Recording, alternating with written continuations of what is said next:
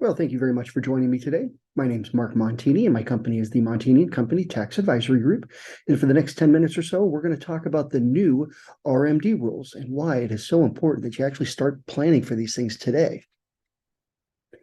Real briefly about us. We are both a tax and financial planning firm, so we're a bit of a one-stop shop for your planning needs. It's our belief that retirement planning and tax planning go hand in hand. You can't do one without the other. I am a licensed fiduciary. That means any recommendations I make to my clients, I have a legal obligation that those recommendations are being made in their best interest.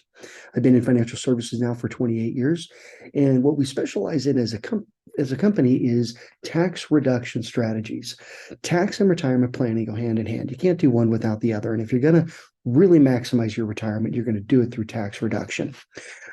We do a lot of income planning for every one of our clients. We have a proprietary system that we designed here with my in-house CPAs, so people can see their income. They know where it's coming from, they know it's sustainable, and they know it's being taken in the most tax-efficient manner possible. We do assets under management. That's part of the financial planning side of things. But we also do tax returns. And our tax returns start at 175, and they go up very modestly from there, depending on the complexity of the return. So in this little 10-minute class here, we're going to talk about what exactly is an RMD, how has the Secure Act and the Secure Act 2.0 changed RMDs, and are these changes good or bad? And then lastly, why is it so important that we start our planning now versus later?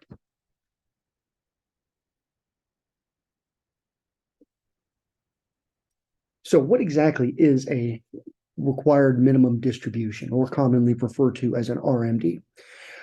These are distributions that you have to take from your qualified plans. Remember, qualified money is money that has not been taxed yet. This is your 401k, your IRA, your 403b, and other retirement plans. And these are distributions that they're going to make you take on these plans. Because remember, the beauty of these plans is they grow tax deferred. You don't have to pay any taxes on them until you start taking distributions. But eventually, the federal government wants their pound of flesh. They want the revenue. So they're going to make you start taking distributions. And these distributions are going to be based on your life expectancy. Now, how is the RMD actually calculated? You don't need to know how to calculate your own RMD, because the custodian of the qualified plan will calculate it for you. But here's what they're going to do: is they're going to take the account balance as of December 31st of the previous year. They're then going to look at your age and the distribution period from the uniform lifetime table. And that's how they're going to calculate. You're going to take the balance, divide it by the distribution period, and that gives you your RMD. So let's say you have $500,000 and you're 75 years old. Okay, we can see that distribution period is 22.9. So we take 22.9, divide that into the 500,000, and they're going to get your distribution of 21,834. Again, you don't need to know this. They will calculate it for you. Now, what's changed? Okay, well, previously, they required you to start taking your distributions at 70 and a half. Okay, with the Secure Act of 2019, that increased from 70 and a half to age 72. Now, with the Secure Act 2.0, they further have increased it to 73, and further going to increase it to 75 in 10 years. Now, the other things that's changed is they have decreased the penalties if you don't take your distribution. So previously, if you did not take your distribution, your IRS penalty was 50% of the RMD. The Secure Act of 2.0 reduces that penalty down to 25%, and then further 10% if you correct the error. If you correct it quickly, the IRS penalty will only be 10%. So why make these changes, and are these good or bad changes for you? Well, if you look at it from the potential for taxes, okay, by deferring the money out from 70 and a half to 72 to 73, they're going to allow that IRA to continue to grow tax deferred and get bigger and bigger. Also, by pushing back the age okay, your percentage withdrawal is also going to increase. So you've got a larger asset and a larger percentage that you've got to take out. That means you're going to have larger distributions.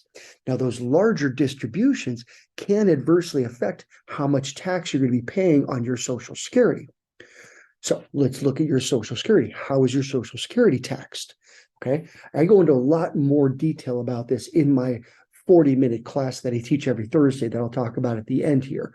But how much tax you pay on your Social Security is subject to, is a function of the income you have other than Social Security. Okay, so let's say your other income is IRA distributions, taxable interest, dividend income, capital gains, even tax-free municipal bond income. This is all other income.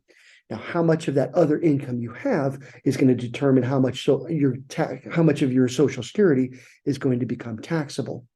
So if you're filing as a single and your other income is under $25,000, then none of your Social Security is going to get taxed. Let's say you're married, okay, and your other income is under $32,000. Again, none of your Social Security will be taxed. But let's say your other income is between $32,000 and $44,000 and you're married. Okay, you're now going to have half of your Social Security become taxable. If that other income exceeds $44,000, you're going to have 85% of your Social Security getting taxed. Understanding this concept here, okay, is how most of my clients can live tax-free. So let's look at it.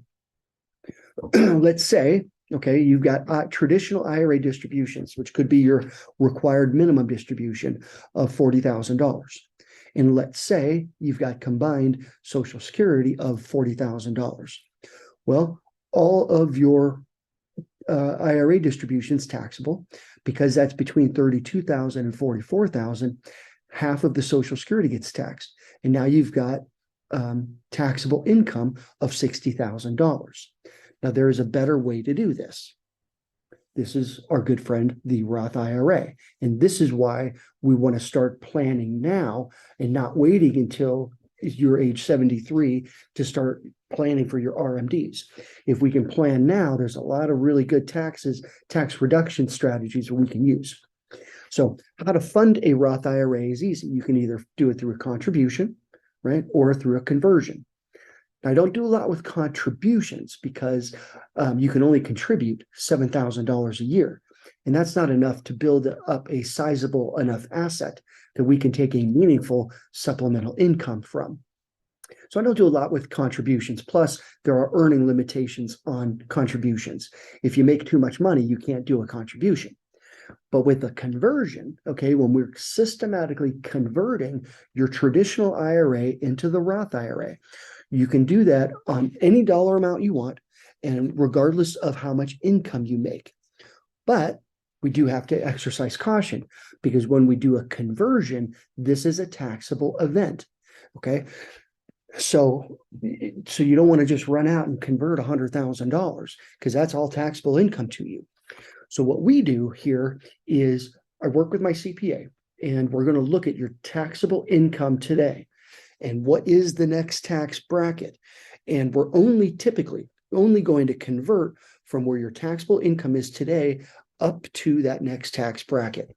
That way you're paying the same percentage of tax, but you're not paying an excessive amount of tax. Okay.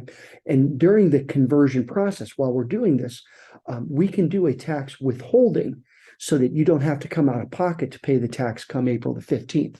So we do a lot of planning when it comes to converting from a traditional IRA to a Roth. Now let's look at this again from a tax standpoint. Same scenario. Let's say we've got $40,000 in distributions, but half of that is Roth IRA distributions. So now only the traditional IRA moves over and is taxable. Okay, the Roth IRA is not taxable. Your combined Social Security, because that other income is under $32,000, none of your combined Social Security is taxed. So you've only got taxable income now of $20,000. But they also increased the standard deduction. That is now $27,700. That will wipe out all of this taxable income. And look who's living tax-free, okay? If you like this idea, this concept, right, I've got a 12-minute little mini webinar you're welcome to view. Okay, and you can watch that on my website. That is montinico.com/webinars. Okay, I've got other content on there as well, and I'd love to get your feedback on it. But montinico.com/webinars. Also, if you like this, I have a lot more that I can share regarding tax and retirement planning, as well as a lot on Social Security. So you can join my full 40-minute webinar every Thursday at 6 o'clock. We do it via Zoom as well.